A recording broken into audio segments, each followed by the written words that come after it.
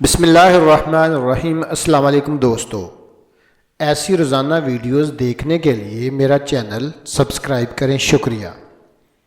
حضرت داؤد علیہ السلام کے زمانے میں ایک ظالم بادشاہ تھا۔ لوگوں نے حضرت داؤد علیہ السلام کے پاس اس ظالم بادشاہ کے ظلم کی داد خواہی کی اور ان سے عرض کیا، اے اللہ کے نبی، آپ ہمارا اس ظالم سے انصاف کیجئے، اس لیے کہ اس نے قتل کیا۔ چنانچہ حضرت داؤد علیہ السلام نے اس کو سولی کا حکم دے دیا۔ وہ پہاڑ پر رات کو سولی پر باندھ دیا گیا۔ لوگوں نے اس سے جدا ہو کر اپنے گھروں کو چلے گئے اور وہ ظالم سولی کی لکڑی پر تنہا رہ گیا۔ اس کے بعد اس نے اپنے معبودان باطلہ سے گریہ و زاری کی، لیکن انہوں نے اس کو کچھ فائدہ نہ پہنچایا، اور وہ سورج اور چاند کے سامنے گر گڑایا اور کہا، میں نے تم دونوں کو اس لیے پوجا تھا تاکہ وہ مجھ پر کوئی مصیبت آئے تو مجھے نفع پہنچاؤ، پس اب مجھے نفع پہنچاؤ۔ ان دونوں نے بھی اس کو کچھ فائدہ نہ پہنچایا۔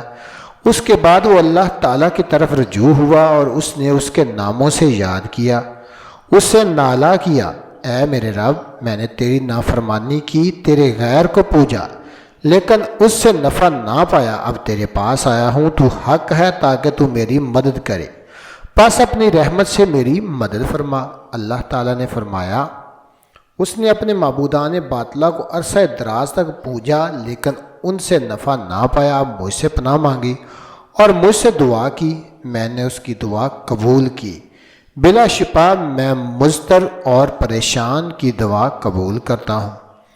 اے جبرائیل علیہ السلام، میرے اس بندے کے پاس جاؤ اور اس کو زمین پر سلامتی اور عافیت سے اتار دو۔ چنانچہ حضرت جبرائیل علیہ السلام نے ایسا ہی کیا۔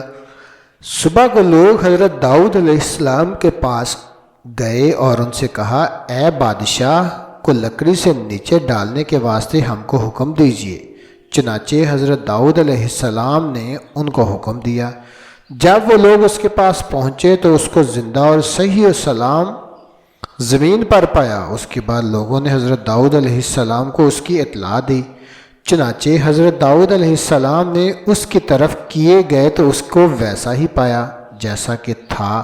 حضرت داؤد علیہ السلام نے 2 رکعت نماز پڑھی اور کہا، اے میرے پروردگار، ان عجائبات سے جو میں دیکھ رہا ہوں مجھے خبر دے۔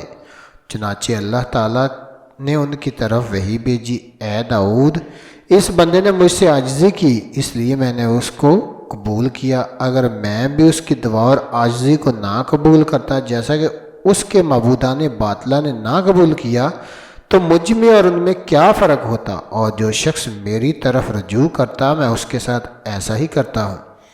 اے داؤد، اس کے سامنے ایمان پیش کرو، وہ ایمان لائے گا اور اس کا ایمان راسخ ہوگا۔